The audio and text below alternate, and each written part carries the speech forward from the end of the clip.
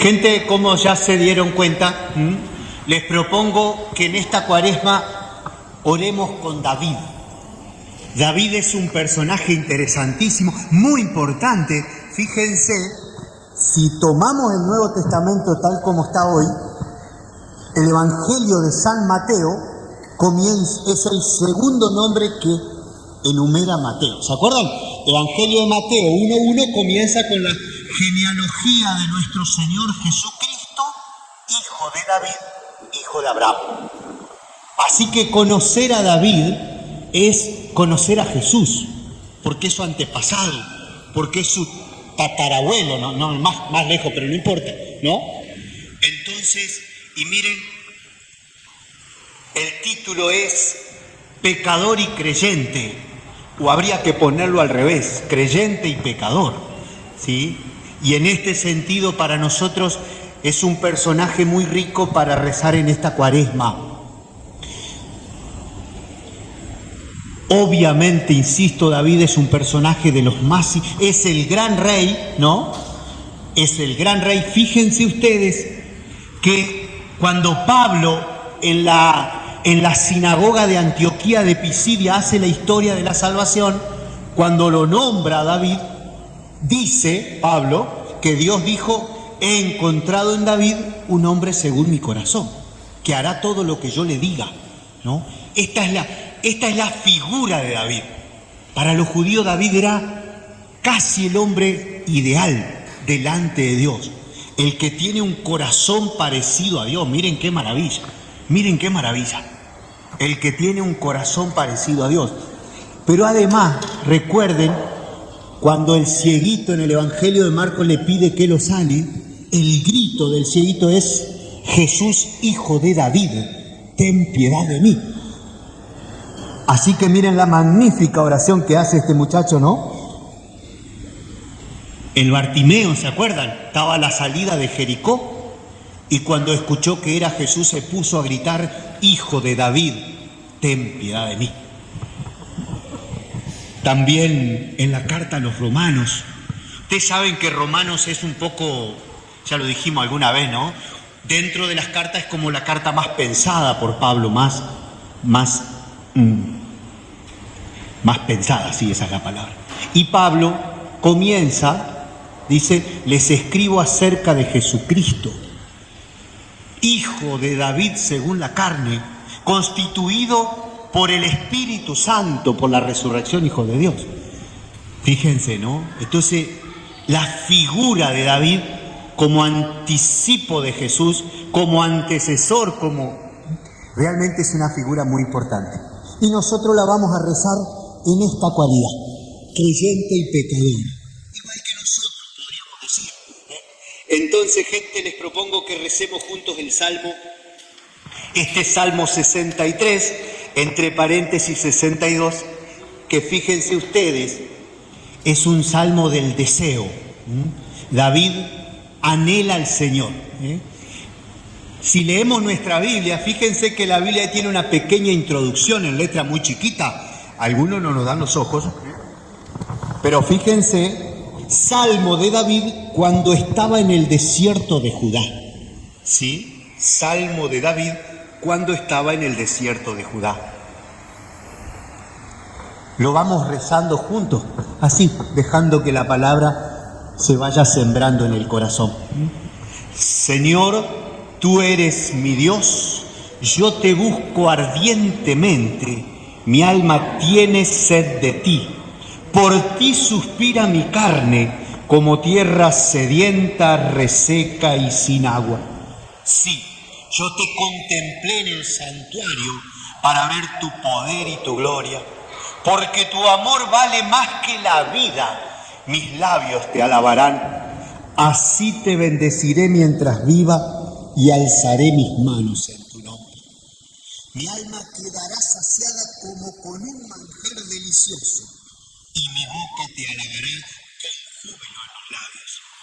Mientras me acuerdo de ti en mi lecho y en las horas de la noche medito en ti, veo que has sido mi ayuda y soy feliz a la sombra de tus alas.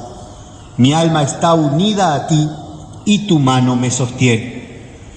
Que caigan en lo más profundo de la tierra los que buscan mi perdición, que sean pasados al filo de la espada y arrojados como presa a los chacales. Pero el rey se alegrará en el Señor, y los que juran por él se gloriarán, cuando se haga callar a los traidores. Gloria al Padre, al Hijo y al Espíritu Santo, como era en el principio. Fíjense, David está... Este salmo, gente, el contexto del salmo es cuando David tiene que huir de Jerusalén porque su hijo Jeroboam, bueno, todo el problema que tiene, ¿no? Él dice, estoy acá en el medio del desierto y deseo a Dios, anhelo, fíjense, ¿no? Se me reseca la boca de las ganas de Dios. Hermosísimas imágenes, gente, ¿eh? El deseo de Dios. Miren qué hermoso salmo, ¿sí? Pero además miren la confianza, ahí en los versos 7 y 8. Cuando pienso en vos, Señor, cuando medito en vos, cuando rezo en mi cama, cuando te veo que has sido mi ayuda y soy feliz a la sombra de tus alas. Qué lindo poder decirle esto al Señor, ¿no? Señor, me tenés como una gallina al pollito, me cuidás así, me abrazás con tus brazos grandotes. Veo que has sido mi ayuda. Miren, si todos los que estamos acá adentro no podríamos decir, mía también, mía también, mía también. Veo que has sido mi ayuda, le dice David al Señor. Gente, en esta primera meditación, en este primera guía, por así decirlo, vamos a meditar en lo que San Ignacio de Loyola llama el principio y fundamento. Cuando San Ignacio organiza los ejercicios espirituales, dice que alguno de ustedes está haciendo los ejercicios con el padre Radio María, el padre Javier, exactamente. Los ejercicios ignacianos tienen esta particularidad. Lo primero que se medita es en el principio y fundamento. Dice San Ignacio, de entrada nomás hay que poner en claro dónde está nuestro cimiento, dónde está nuestra base, desde dónde somos, desde dónde venimos a los ejercicios, ¿no? Entonces, fíjense, ¿cuál es el principio y fundamento de la historia de David? ¿Qué es lo que lo sostiene? ¿Qué es lo que lo convierte en ese hombre con un corazón parecido a Dios? Y sin idealizarlo, gente, miren, no se sorprendan, los 2 próximos miércoles vamos a pensar juntos los pecados de David. No era un santo, no era cometía errores. Y la Biblia nos cuenta especialmente 2 de esos pecados. Sin embargo, es agradable a Dios, ¿no? No hay que asociar pecado a esto otro, ¿sí? Todos pecamos por nuestra debilidad. Pero evidentemente David, más allá de su pecado, tiene un corazón agradable a Dios, ¿no? Entonces fíjense, el Salmo, volvemos al Salmo 62, y aquí podríamos pensar que este es el corazón de David, ¿no? Yo te busco, Señor, porque vos me ayudás, porque yo vivo a la sombra de tus alas, ¿sí? Él se siente sostenido y el deseo de Dios lo constituye, lo sostiene, fíjense, ¿no?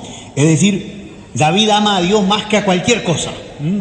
Ama a la guerra, ama a la música, ama a las mujeres, pero a Dios por encima de todo, ¿sí? Fíjense.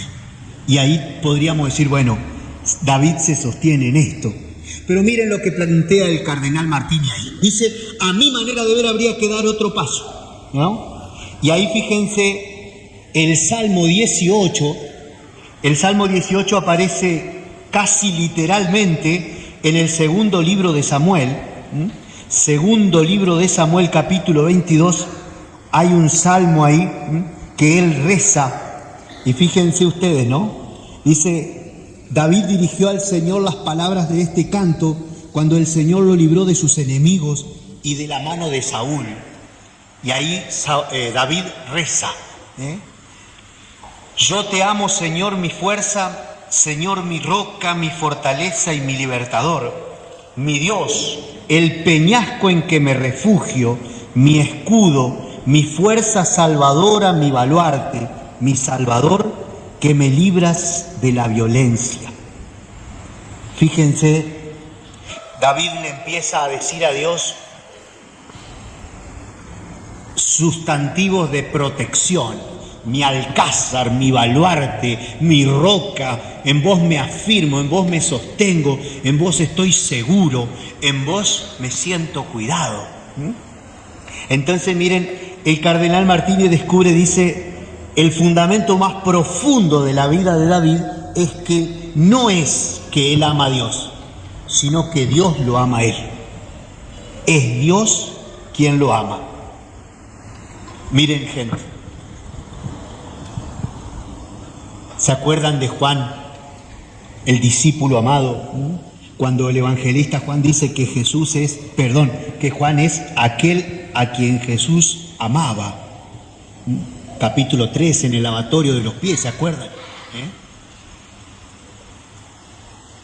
Entonces David vive desde ahí, gente. Es Dios que lo ama. Es Dios que lo eligió.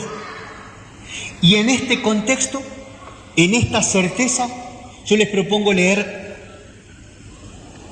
las 3 vocaciones de David que aparecen narradas misteriosamente en capítulos continuados del libro de Samuel.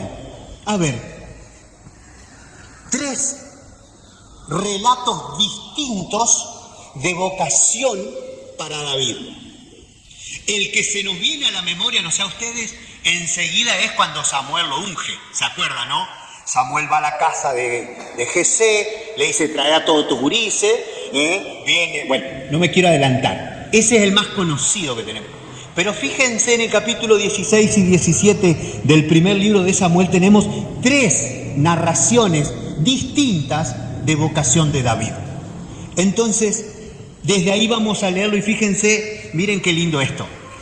Dice ahí en un renglón: podemos afirmar que hay 3 modos con los que Dios ama a David y lo llama hacia él. Yo los invito esta noche a descubrir también de qué modo Dios nos ama y nos llama. A David, según la Biblia, hay 3 formas y la vamos a compartir juntos. Antes de entrar a esos 3 relatos, hay un pasaje muy importante, gente, en el libro de Samuel, capítulos 7 y 8. Esto hace poco lo leímos en la liturgia. ¿Se acuerdan cuando David quiere construir un templo? Y el profeta Natán le dice: dale, metele nomás, sí, porque Dios está contigo. Pero a la noche Dios viene y le dice a Natán: no, anda a decirle que no. No es él el que me va a construir un templo. Y ahí Dios hace una hermosísima historia de salvación de David. Y después el mismo David va a orar. Ese texto es precioso, gente. El capítulo 7, a partir del verso 18 dice la palabra, miren, David fue a sentarse delante del Señor y empezó a orar diciendo: Señor, mirá lo que me amás. Con todas las personas sos igual. Fíjense, ¿no? ¿Quién soy yo, Señor, para que me ames de esta manera? Y ahí empieza a hacer su historia. Qué hermosa, gente. Pero fíjense en los versos 7 y 8, o 8 y 9, que son las palabras del profeta Natán. Natán le dice a David: no, dice el Señor que vos no me vas a construir la casa. Yo te saqué del campo del pastoreo, de detrás del rebaño, para que fueras el jefe de mi pueblo Israel. Estuve contigo donde quiera que fuiste y exterminé a tus enemigos delante de ti. Yo haré que tu nombre sea tan grande como el de los grandes de la tierra. Y ahí sigue, ¿no? Entonces fíjense, gente, esta es la afirmación fundamental. Dios me amó, Dios me salvó. Siempre la iniciativa es primero de Dios. Siempre Dios nos primerea, diría el Papa Francisco, ¿no? Dios siempre va por delante. Lo nuestro después es intento de respuesta a ese amor primero, ¿no? Le dice Dios: no, David, no sos vos el que me va a construir una casa. Yo te construí una casa a vos. Te saqué de detrás del rebaño. te cuidé a donde quiera que vayas. Miren qué hermosa expresión. Podríamos rezarla como David, sentado delante del Señor y decirle, wow, todo lo que has hecho por mí, Señor. Qué maravilla, ¿no? Entonces, fíjense, ese texto, gente, es un poco la historia de David, se resume en la iniciativa de amor de Dios. La historia de David y la nuestra se resume en la iniciativa de amor de Dios. Cuando no éramos nada, Dios envió a su Hijo. Va a decir después San Pablo, ¿no? Me amó y se entregó por mí, lo rezábamos en el Adviento también, ¿se acuerdan?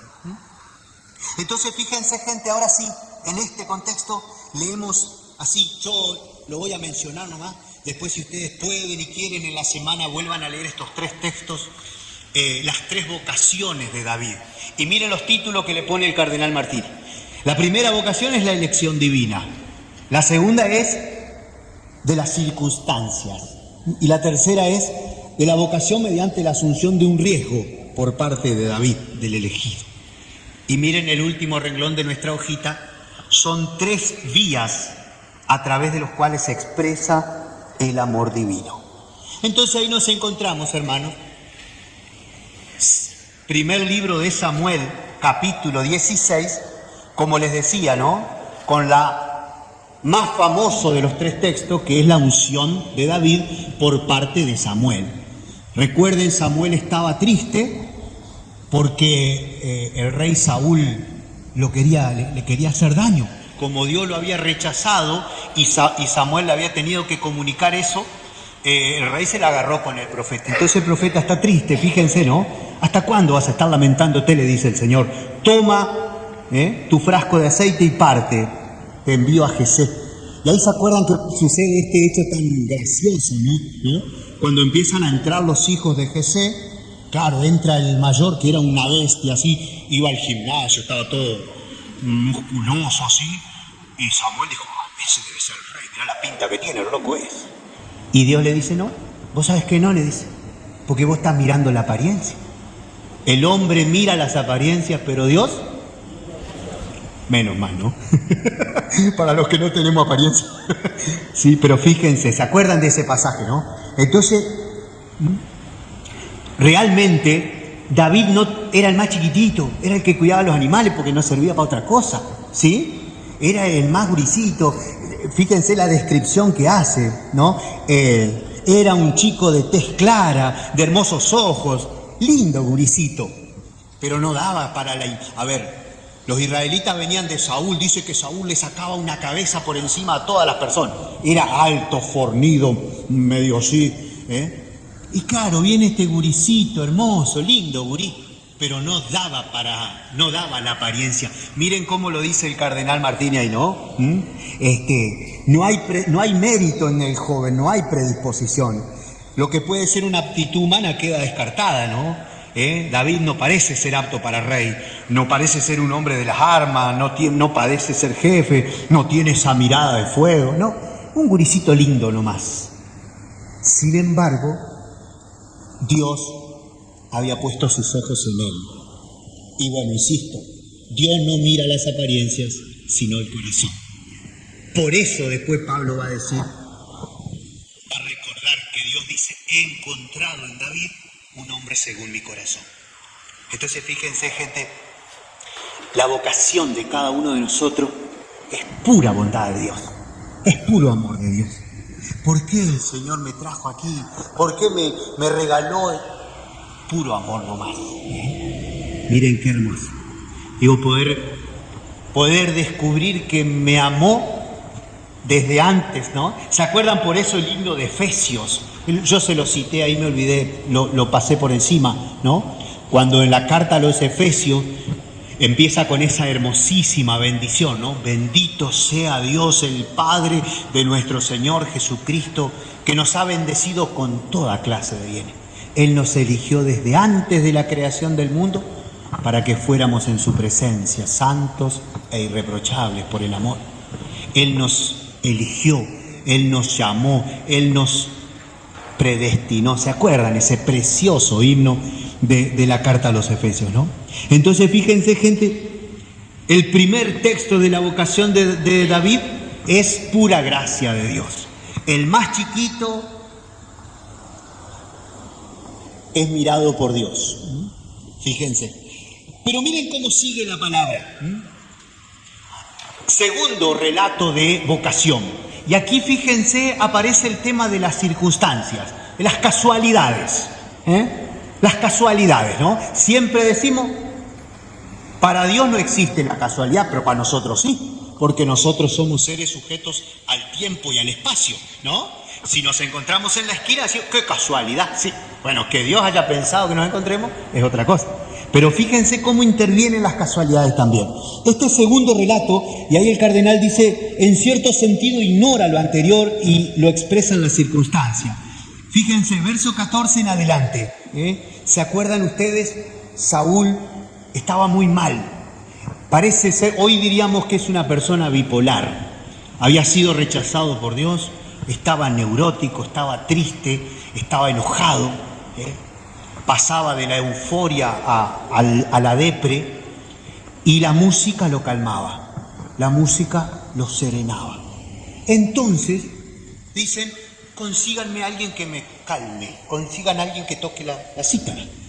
Y alguien por ahí dijo, el David toca la cítara. El hijo de Jesé toca la cítara, tráiganmelo. Fíjense, pura casualidad. ¿Cuántos gurises, cuántas gurisas habrá habido en Israel que tocaban la cítara? Sin embargo, por casualidad, porque alguien se acordó, viene al servicio de David y ahí empieza a hacer carrera. Fíjense ustedes, ¿no? David se presentó a Saúl, se puso a su servicio, le tomó un gran afecto, lo hizo su escudero, luego mandó y fíjense, David, cuando el espíritu atormentaba a Saúl, David tocaba la cítara, se calmaba. Fíjense, casualidad. Llega al rey por casualidad, para calmarlo, para tranquilizarlo, para darle la paz que el pobre gaucho no tenía. ¿Sí? Aquí es pura casualidad, fíjense ustedes, ¿no? A ver, casualidad que después tiene que ser vista como plan de Dios. ¿Cierto? Fíjense lo que dice ahí. Las circunstancias fueron fortuitas, imprevistas, porque la elección de Saúl hubiera podido recaer sobre otra persona. Dios también obra por medio de la casualidad. Qué lindo, qué lindo. ¿Fue casualidad que nos encontráramos? Sí y no. Sí, pero no, porque Dios obra también a través de la casualidad. Entonces fíjense cómo llega David a la corte de Saúl y después va a ocupar su lugar. Si leemos este texto, por pura casualidad. El anterior no, el anterior hay una elección de Dios. Dios le dice, Samuel, agarra tu cuenco y anda a la casa de Jesé porque ahí está el futuro rey. No, Dios tiene todo previsto. Lo manda a Saúl, ¿sí? Lo manda a Samuel, perdón. Acá parece pura casualidad. Y fíjense, los dos relatos están juntos, maravillosamente. Vamos con el tercero. Este también lo deben tener más o menos en la memoria. Es cuando también David, entre comillas, por casualidad, va al frente de batalla a llevarle unos panes y unos quesos a los hermanos que estaban en el ejército y escucha al gigante Goliat. Y bueno, fíjense, tercer relato entonces es la aparición de Goliat, ¿no? Sigue el mismo texto, fíjense, capítulo 17, gente. David, los hijos mayores los hermanos mayores de David están en el ejército, ¿no? Les lleva, fíjense, entonces el padre le dice, toma esta bolsa con grano tostado, estos panes, y llévaselos a tus hermanos. Él llega al campamento y se encuentra con el gigante Goliat, hablando mal del rey y de Dios, vociferando, puteando, perdónenme la expresión, ¿no? El gigante Goliat los basureaba a los judíos diciéndoles, es una porquería el Dios de ustedes, qué sé yo, qué sé cuánto. Y David dice, no puede ser, Fíjense, no puede ser, ¿no? Entonces, ahí, cuando se encuentra con sus hermanos, fíjense en el verso 31. David le dijo a Saúl, no hay que desanimarse a causa de este. Tu servidor irá a luchar contra el filisteo. Pero Saúl le dice a David, pero no podés pelear con este hombre, porque vos sos un pibe y el otro es un hombre de guerra. Y fíjense la respuesta de David. Tu servidor apacienta el rebaño de su padre, y siempre que viene un león o un oso, yo lo persigo, lo golpeo y lo agarro por la quijada, lo mato. Dice, fíjense, ¿no? Yo he matado leones y osos, y ese filisteo incircunciso será como uno de ellos, porque ha desafiado a las huestes del Dios viviente. Y miren lo que sigue. El Señor que me ha librado de la garra del león y del oso, también me librará de la mano de este hombre. Fíjense, ¿no? Goliat confía en su capacidad, dice que era un tipo grandote, así, qué sé yo, que el escudo pesaba no sé cuánto, que la lanza tenía como 4 metros de largo. Y David confía en el Señor. Fíjense, el Señor me librará de la mano de este hombre. ¿Sí? Obviamente, su hermano, fíjense ustedes, ¿no? El hermano le sale al cruce porque el hermano le dice, pero, a ver si lo encontramos, ¿no? Fíjense ahí en el verso 27. Su hermano Eliab, el mayor, al oírlo hablar así, se irritó y le dijo, pero ¿para qué bajaste aquí? ¿Por quién dejaste las ovejas en el desierto? Eres un atrevido, un malintencionado. Vos bajaste para mirar la pelea. Pero no, dice, ¿qué he hecho? Si ni siquiera se puede hablar. Fíjense, el hermano se ofende porque él era el hombre de guerra. Él era el que estaba en el ejército. Dice, vos sos un curioso, viniste a ver la batalla, qué sé yo, qué sé cuánto, ¿no? Pero David se sabe en las manos de Dios. Y entonces fíjense, el Señor siempre me protegió, dice él. Ahora también. Entonces, en definitiva, hace un acto de valentía que decide de su vida, ¿no? En ese momento acoge plenamente su vocación. Recuerden que a partir de este hecho, David será, digamos, como el soldado de Israel, mientras que Saúl va cayendo en descrédito. Y eso lo pone peor a Saúl y bueno, después ya lo quiere matar. Varias veces lo va a querer matar. Pero no, nos quedamos ahí, gente. Nos quedamos aquí con estos 3 textos, 3 relatos, 3 narraciones de la vocación de David. La primera como iniciativa divina, la segunda como un juego de circunstancias, la tercera como un riesgo. David asume un riesgo personal y en los 3 casos podemos descubrir el amor de Dios.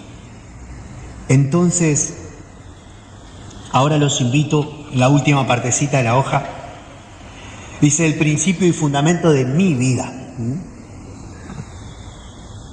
Fíjense, también podríamos leer esto, ¿no? Primero que nada, la elección divina. Dios me eligió y me amó.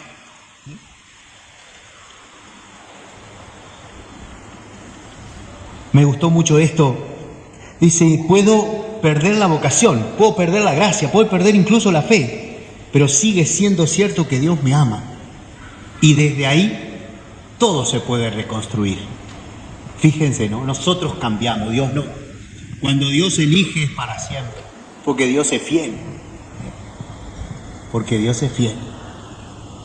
Lo que le decía el Salmo, ¿no? Señor, veo que siempre has sido mi ayuda y que vivo a la sombra de tus gracias. Veo que siempre has sido mi ayuda y soy feliz a la sombra de tus alas. Y aquí aparece el texto de Efesios, ¿no? Fíjense, entonces, como regalo de esta cuaresma, volver a estos cimientos de nuestra vida. Estamos acá porque Dios nos ama, estamos acá porque Dios nos pensó, estamos acá porque Dios, en su maravilloso plan de salvación, nos eligió. Y no éramos ni los más grandes, ni los más fortachones, ni los más poderosos, ni los más sabios, ni los más inteligentes, ni los más hablados, ni los más... No. Pero Dios es así. Bendito Dios. Y como también las circunstancias de nuestra vida fueron jugando, incluso a veces a través de las dificultades, para que estemos aquí. Y lo que hayamos elegido, y lo que hayamos perdido, y lo que hayamos dejado, y lo que quizás en esta cuaresma Dios nos llama a abandonar, a dejar, a convertir, a cambiar, y ahí entraría la tercera vocación, ¿no? El Señor me pide que cambie, que sea mejor en esta cuaresma. Todo lo que yo pueda hacer es porque primero me amó. Entonces fíjense, el segundo es también, ¿no?, mirar nuestra vida y descubrir que bueno, fíjense, muchos hermanos nuestros mejores que nosotros no son llamados o no están hoy aquí. En nuestra vida todo ha estado a nuestro favor, ¿sí? Una hermosa acción de gracia podemos hacer hoy, ¿sí?, a pesar de todo o con todo lo que hemos vivido, ¿no? Y en definitiva descubrir esa mano maravillosa de Dios, esos brazos largos de Dios, que soy feliz a la sombra de tus alas. Y lo tercero, gente, fíjense también, nuestra vida se apoya, se basa en elegir un riesgo. Y hace falta libertad de espíritu y hace falta decisión interior, hace falta espíritu joven, dice el cardenal, ¿no? Yo los invito a releer estos textos en la semana y a releer también la historia personal. ¿Cuál es el principio y fundamento de mi vida? ¿Por qué estoy aquí? ¿Para qué? ¿Con quiénes? ¿Con qué? Y descubrir a ese Dios que nos ama, que nos dice como a David: mira, David, no sos vos el que me va a construir una casa, sino que yo te estoy construyendo a vos. Yo estoy construyendo tu historia. Recuerdo esta palabra se reza en el cuarto domingo del Adviento. Y allá hace muchos años atrás, cuando nosotros nos ordenamos, era justo el cuarto domingo de Adviento.